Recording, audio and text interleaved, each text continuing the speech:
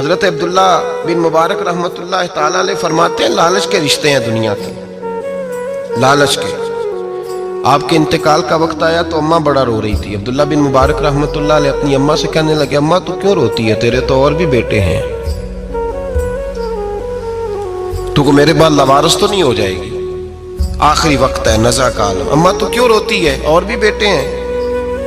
تو اماں کہنے لگی، بیٹا اور بھی بیٹے ہیں، پر جس طرح کا دھیان تو رکھتا تھا وہ نہیں رکھتے، جس طرح وقت پہ دوائی تو لا کے دیتا تھا وہ نہیں لا کے دیتے، جس طرح تو میرے کھانے پینے کا خیال رکھتا تھا وہ نہیں۔ کہنے لگے، اچھا اماں اس کا مطلب ہے تو مجھے نہیں رو رہی، تو اپنی ضرورتوں کو رو رہی ہے کہ روٹی کون دے گا، کھانا کون لائے گا، دوائی۔ میں سمجھا تھا شاید مجھے رو رہی ہے۔ بیوی سے پوچھا، تو کیوں رو رہی ہے؟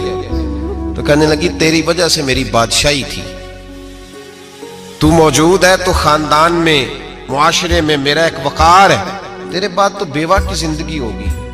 آپ فرمانے لگے، اوہو میں سمجھا تھا شاید مجھے رو رہی ہے، تو اپنے وقار کو رو رہی ہے۔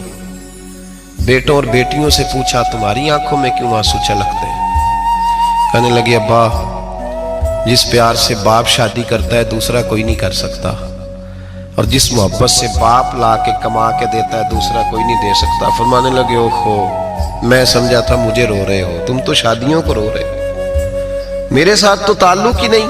پھر عبداللہ بن مبارک رونے لگے اور پھوٹ کے روئے۔